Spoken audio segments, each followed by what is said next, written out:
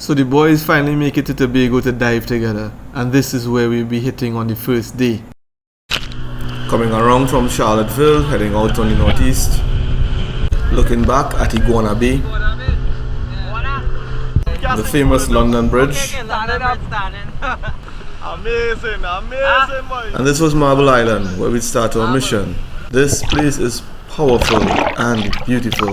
Cactus draping all on the edges of the island.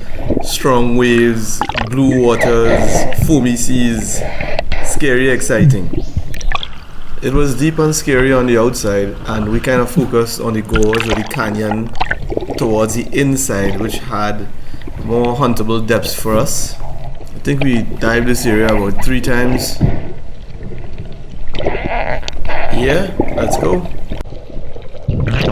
Looking back, I could say that this probably wasn't the best place to begin our Tobago diving.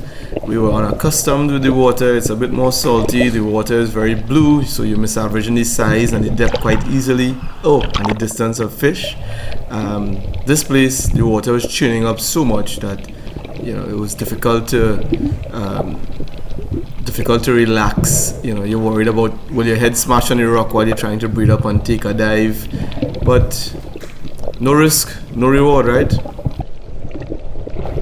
As first dives go, this wasn't a really bad one.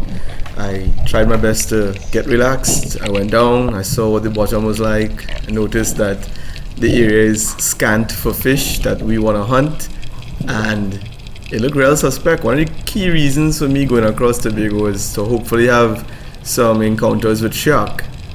It's nothing if you can see the shark, but unlike in Trinidad where the water is brown, if you can't see the shark, there's problems. I would see a shark on my second drop here, but I didn't have the camera on, and GoPro issues really did plague this trip.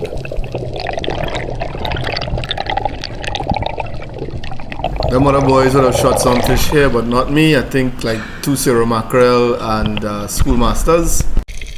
This is Shanos bringing in his first schoolmaster. As you can see, he also had GoPro issues. Nice fish, man, Shanos. You get everybody excited. Right, so this is just outside of the gorge, so we kind of went from the deep end to the more shallower end, which is also deep. On the dive before, I noticed Shane pointing to me that there's something below or behind this rock that I'm about to approach. I went over cautiously and have a look at this silly mistake.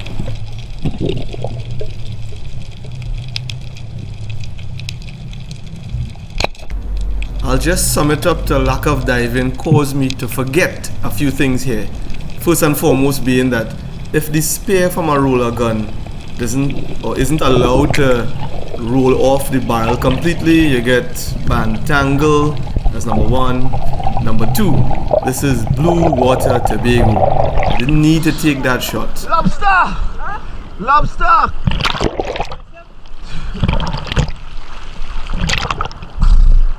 Go fast, go fast!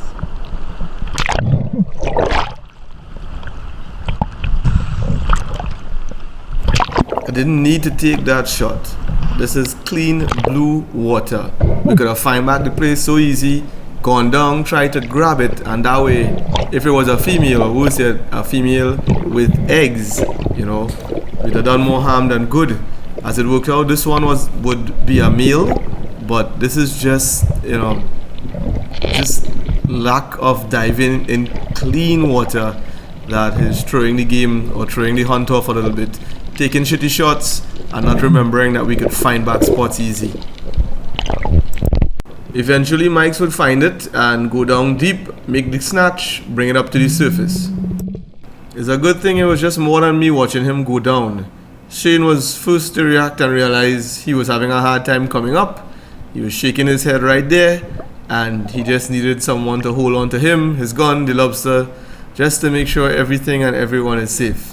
If Shane didn't figure it out, I would have figured it out. Right, so boatman Howard realized is water more than flour, and the boy is not able. So he decided to change locations, hopefully give us something more shallow, something more calm, something that we could try to adapt ourselves with. He took us around to London Bridge. We enjoyed the view, and there were a few more stones just off London Bridge. We jumped in there. The water was calmer, but it was still deep and very pretty down below. Hardly any fish, but very pretty. I made a dive and didn't realize Robert was already down there or just following after me. It turned out that he took a shot on a Zelwan, and that would prove to be good going sometimes when you see no life at all and you shoot a stupid little fish.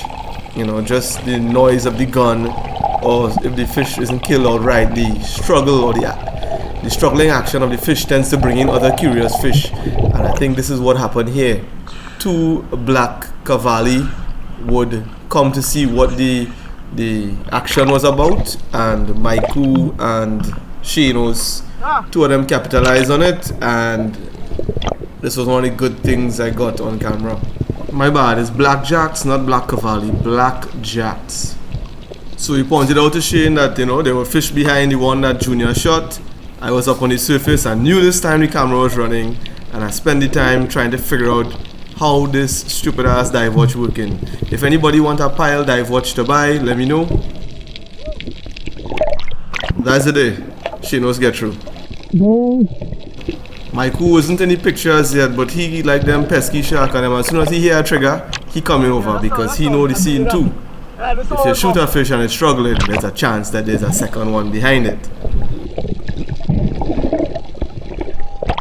See what I mean? The man just come over one time and don't know what he see. He going down. Bags.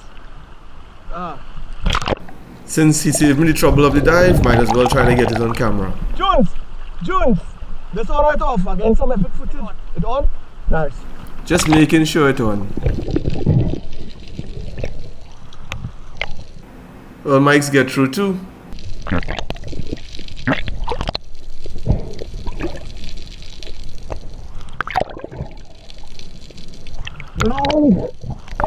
Not the biggest fish that we've ever shot, but the intention was to be able to feed ourselves.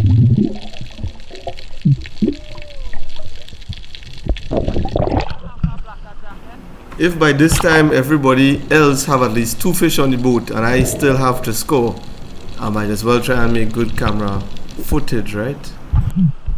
Come on, put it on the fish there. 3 earlier, 1 earlier. Put on the fish there. I got a nice little thing. You draw the night. Junie, you draw the night. Junie. Oh shit. You want the water? I don't know. Is it running? Yeah. Yeah, lift it up. Jones, lift up yours. Quick. Woo! Back in the boat for next drift. 3 of them are fish there at the tangle, isn't it?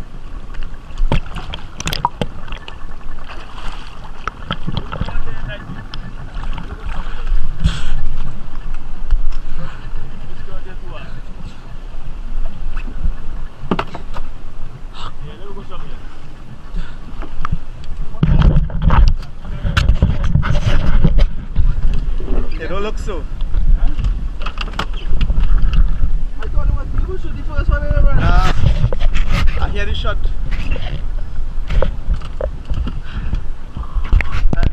Right, so we changed location again, and I think we were somewhere off St. Giles. I'm not too sure, but that's what I think.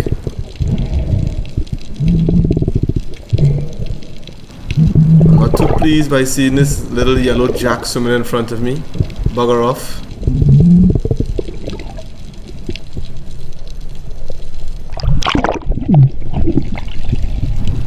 So the thing about blue water is, no matter how deep it is, the bottom always looks like it's right there.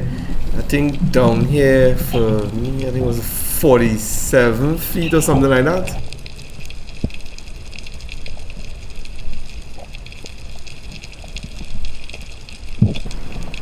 On this drop, I would see off in the distance schoolmaster, and I would try to point it out and make it obvious for those on top who are watching down, so they know exactly where to go on their dive.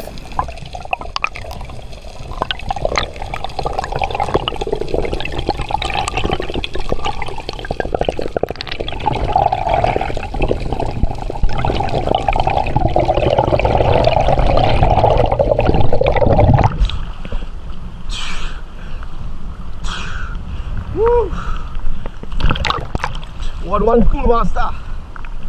Woo. 45, 46. Push it a little closer. See my boy Mike, see, you want to know the details, and he good to go.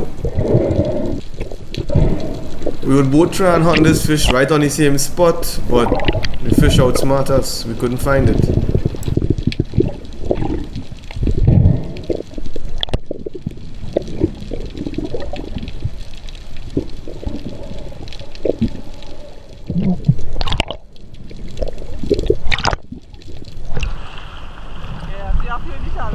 Yeah, it's this all right off.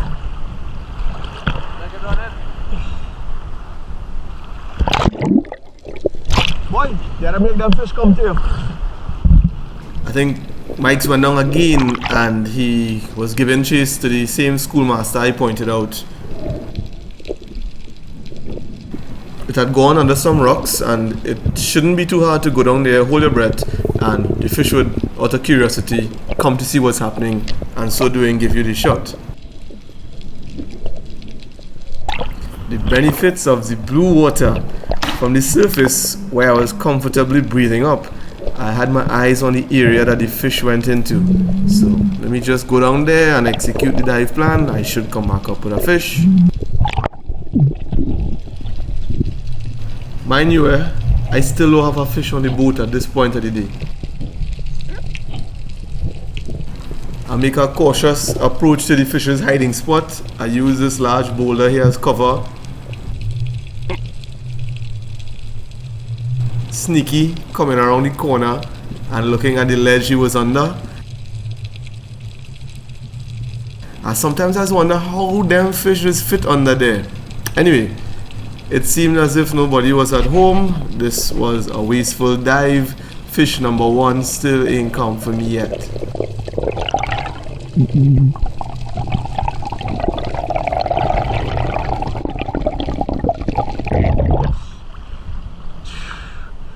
So the camera was off and some action took place.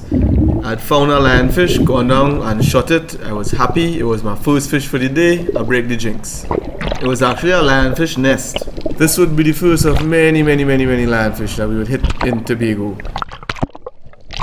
Mark the spot, call them fellas to dig it We out. didn't know how we were going to deal with them. We had one scissors, we had a stringer, and we had the boot. You see, I end up having another bantangle here. This is because shooting the lionfish was a close quarter affair. The spear didn't even leave the length of the barrel, and wham! At least I got a lionfish out of it this time. This could make for a bad situation if the spear gets stuck at the bottom. Yo. If that happens, I would not be able to return to the surface with the gun in my hand.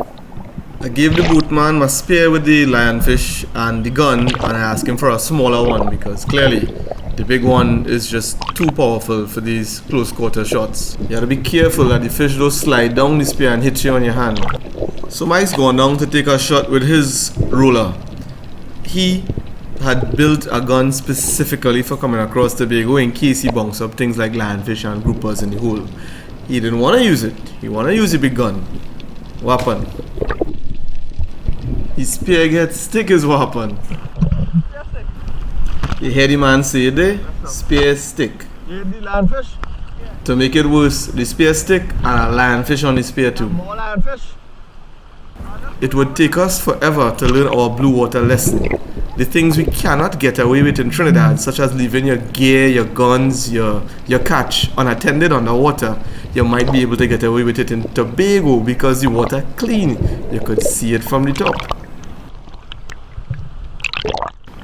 So I'm trying to figure out how to string the line, the shooting line on this man's gun, whilst trying to figure out what's the game plan for removing the spear. Apparently we had enough time. He wanted me to take my knife, go down there and extract the spear.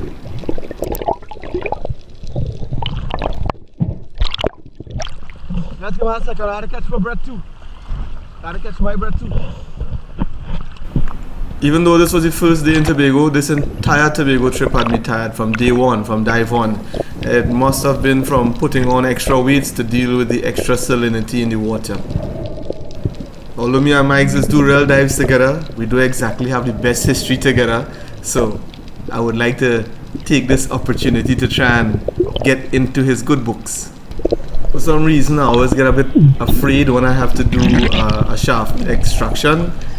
I always figure like, it's gonna tie me up and I'm gonna get stuck down there. Never happened, probably never will, but that's the stupid thought that runs in my head. Assess the situation, give the spear a tug to see if it'll come out, have a look around. Nope, we need the tool. Having a spear extractor on your knife is a game changer. Must have. It was definitely stuck in there and I believed I did enough to loosen it. That's what I wanted to believe.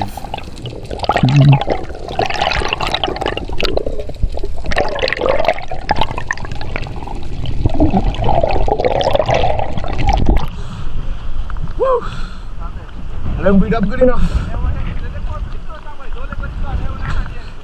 Yo! Yo!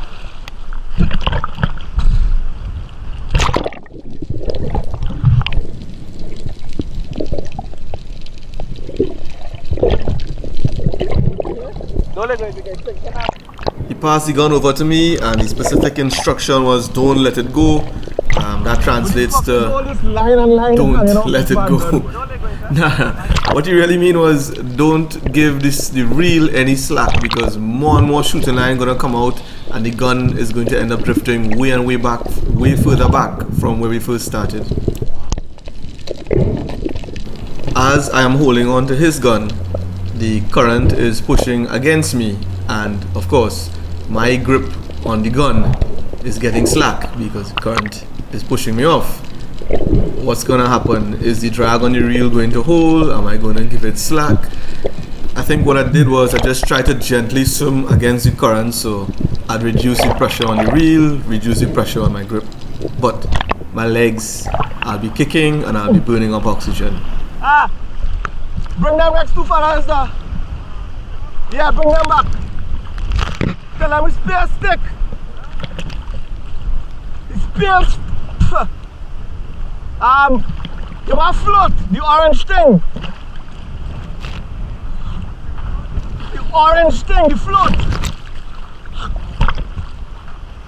This is just pure dirty water instincts kicking in. As soon as it's stuck and you run the risk of, facing what we're dealing with, call for a float. No matter what happens, you're gonna find back that gun and the line.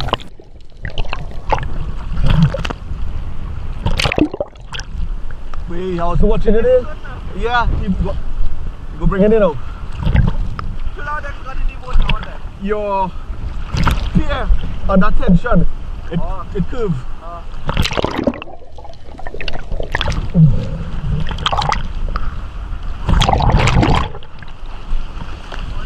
Yeah.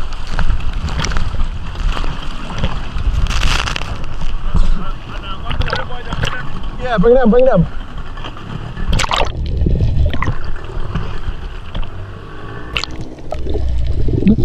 So we clip off the gun, everything should be okay. Or so we think.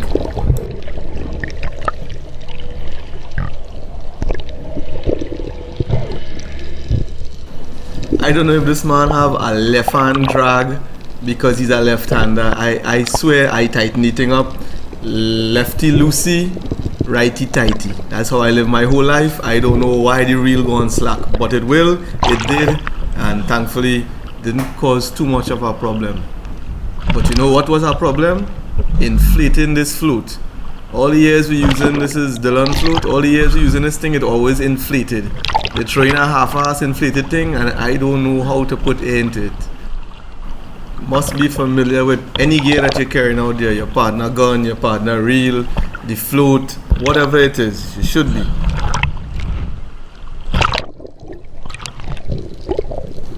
So while I was holding on to the float and trying to inflate it, my body caused a drag against the current and the reel was just giving off extra line, more line than it needed to be. So I had to go now and try and wrap that up and fix that up before Mike will get mad at me. Just fast forward my struggles.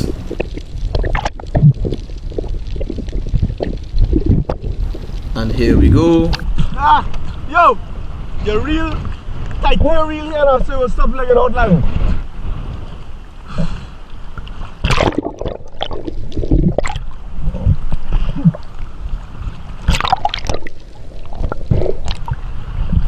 Before you start that, this shit on right off. The man blue vex. He pretend he in here, man. He want to look at me. And I don't blame him. Only have one thing and one thing only I could do at this point in time to redeem myself. Well, I didn't capture it because the GoPro was off, but I believe it was me who ended up getting the spear out maybe about a couple minutes after that. So, we know that the holes still have a few more lionfish. They don't cause us some stress. Let me deal with them and deal with them appropriately. Time for the small pole spears. This is just a note to self. I realize I'm enjoying diving in and under rocks and ledges and caves. It's a bit creepy, spooky, scary, but I enjoy doing it.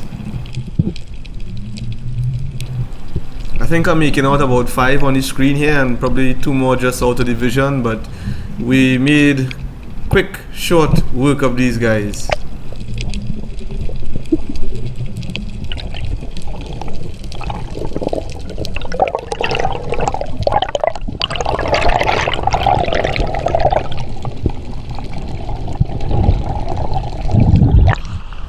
About 10 inside it. Bring pole spear. Yo! About 10! Bring pole spear! Pole spear hour? Pole spear hour? Stringer?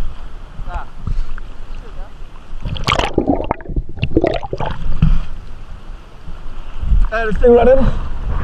It running?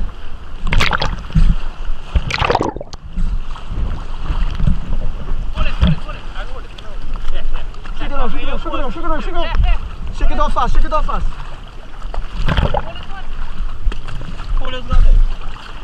Hey dudes, it have about 10 inside it. Give us a stringer now. Let's give us a stringer.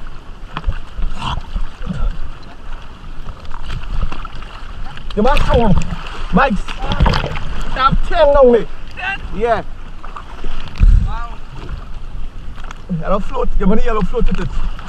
Yellow float. Given the kind of gear, equipment that we had and the kind of hunting that we were doing, breath hold diving, we didn't know it, but we were starting to like perfect a technique for when we're hunting the lionfish. We would clip the stringer with the float and tie the line very short, and we'll also attach a scissors onto that, and it's killing after that. That's the technique we would start using throughout Tobago, and it worked. So Robert already had one on his spear. I was offering to exchange spears with him since he was relaxing, and I was already out of breath from swimming across. And again, this is probably like the millionth time I keep asking, is it on, is it on? I need to figure out a way to deal with this shit. Alright, my turn to dive, all the commotion done, let's relax and enjoy this.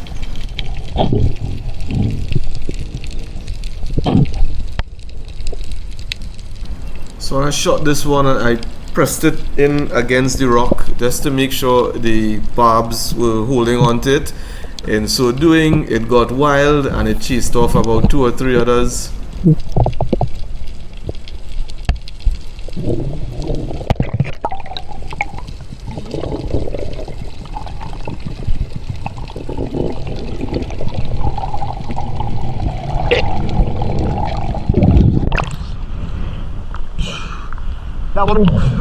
That one while I'm up.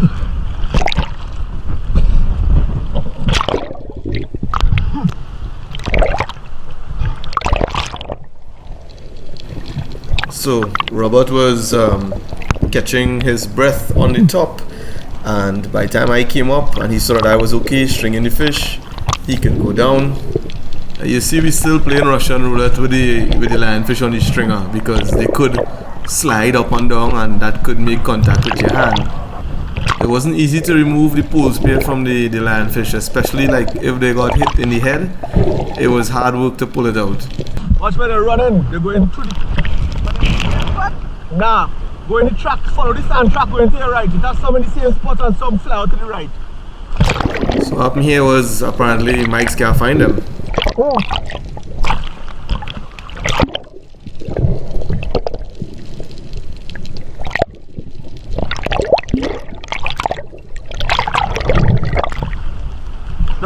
Just hold that there and ready to dive. Hold that. You know, hold the sticky part, Up in the air. Since he can't find him, I'd go and do a dive and show him where to find it. Somebody have to hold the stringer.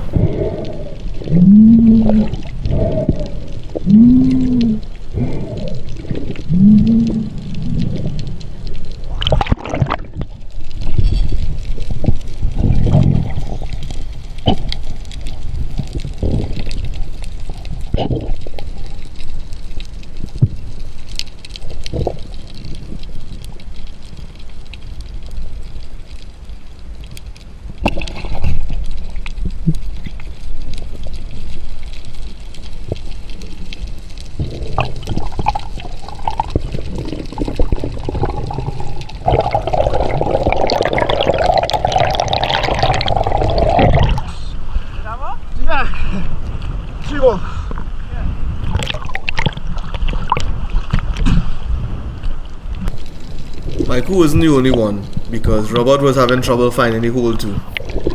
Nowhere in the picture. And Shanos, well, he's a man never really like anything over 30-35 feet, so he gone shallow.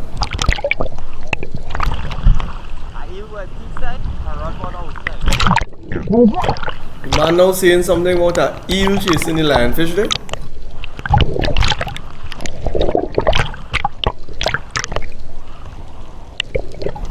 Russian roulette continues.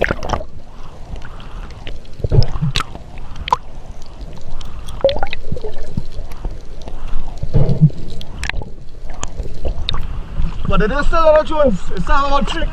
3 more. 3 more.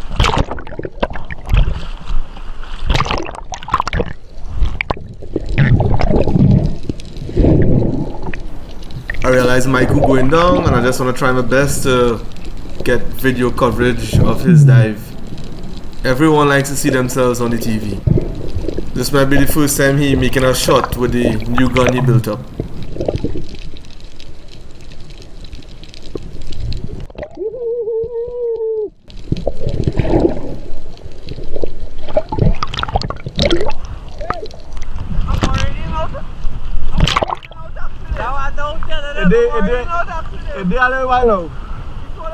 So I had seen the moray, it was a spotted moray, but what I didn't see was the moray attacking some of the lionfish after those boys had speared them and they came off the shaft.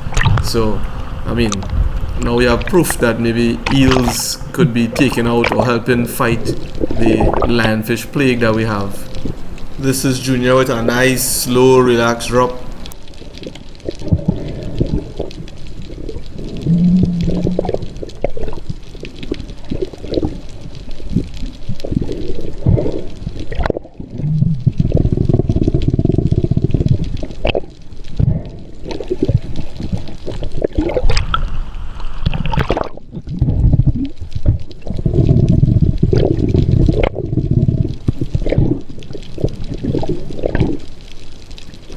And he got one.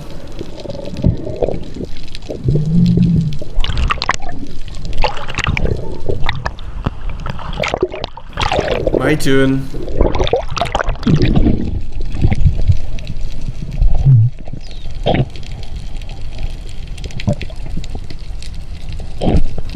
Oh crap, where's the hole? I end up dropping on top of the hole, but no worries, found it.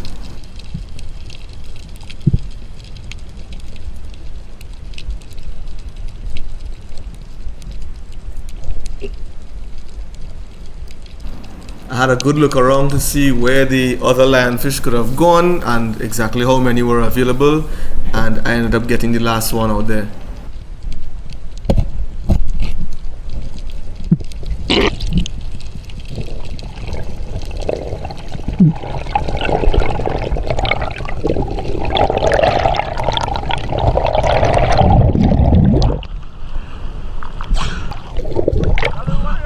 Just throw it in the boat, just throw it in the boat, all done. I'll let you up that one in the boat first, right? So we racked up at this spot, we moved around.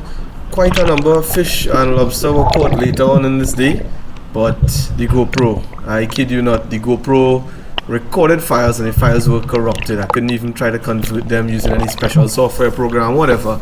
Damn you, GoPro. We dropped on the inside of Iguana Bay later in the afternoon, and we made another big killing with lionfish, about 3 times as many as came out from this first drop. So I'm gonna bless all you put some of the footage that we took out on the phone and from Shane's GoPro, which was also giving issues because the boy didn't want to press play. I only now realize, other than this, we are on the show for the first day. So hope you enjoy the cooking instead. Final touches. Jerk fried barracuda. Fresh lime squeezing. Some corn wraps. Vegetable tartar sauce, ketchup. Let's go, hungry men, hungry men, hungry Don't men. bush. Hot boy. Watch your face. Can't get it fresher than that.